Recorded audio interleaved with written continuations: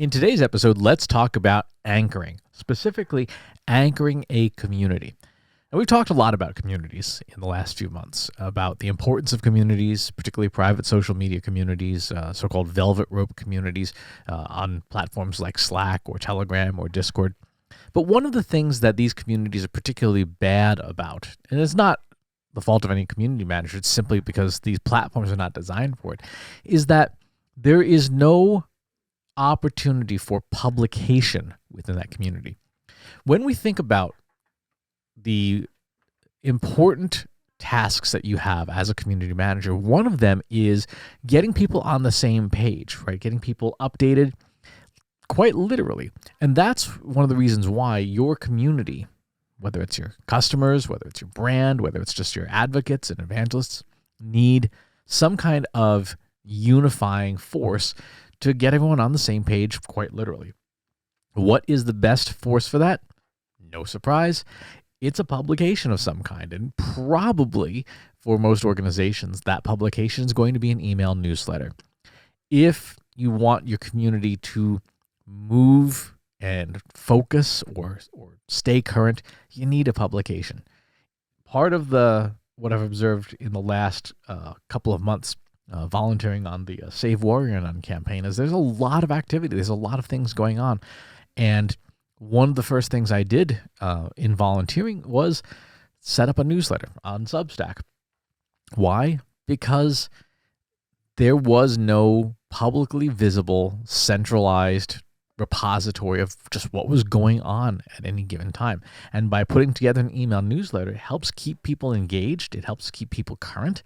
It helps share critical information in a channel that is less noisy. So, for example, a lot of the campaign, the work is done on social media, and there are literally millions of social media posts to wade through. No one is going to be able to do that. And the search algorithms that are out there within these social networks, they're not great at highlighting stuff like that because they have their own priorities, and their priorities typically don't involve helping us stay more in touch. The power of a good publication like a newsletter or a magazine or anything allows us to communicate to our communities in an easy, simple, understandable fashion. How often should you publish? As often as you can, as often as you've got something valuable to say to your community. But if you want to use a publication as sort of a glue for a community and as a motivator, you should opt for greater frequency rather than lesser frequency. For example, with Trust Insights, we publish a weekly newsletter. It goes out on Wednesdays. And we have a Slack group that goes with it, and they're very symbiotic. The Slack group promotes the newsletter promotes the Slack group. And so we get people engaged in the community itself, but then we get them sort of unified or focused around a specific topic within the newsletter, which of course, again, has that virtuous circle. If there's a major topic being discussed in the newsletter, it can spill over into the Slack group and vice versa. They can get stuff started in the Slack group that becomes part of the newsletter. My partner and CEO, Katie Robert, does that a ton. She will write up an idea and post it in the Slack and see how people react to it, and that goes in the newsletter, or vice versa.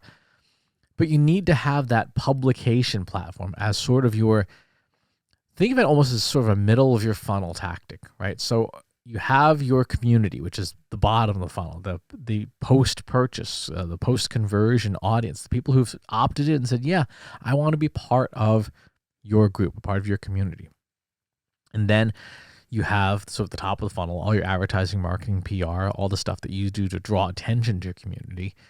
But that middle part, that nurturing part that helps people stay in touch with you, that's where your publication, if you do it right, can really shine. So if you are running a community or trying to run a community and you are finding that it is very hard to keep people engaged, make a publication of some kind that distills down and summarizes everything that's happening in your space, in your industry, in your movement, so that people see your publication as a catch-up mechanism a way to catch up on all the news that they've missed throughout the week. They will be thankful for it.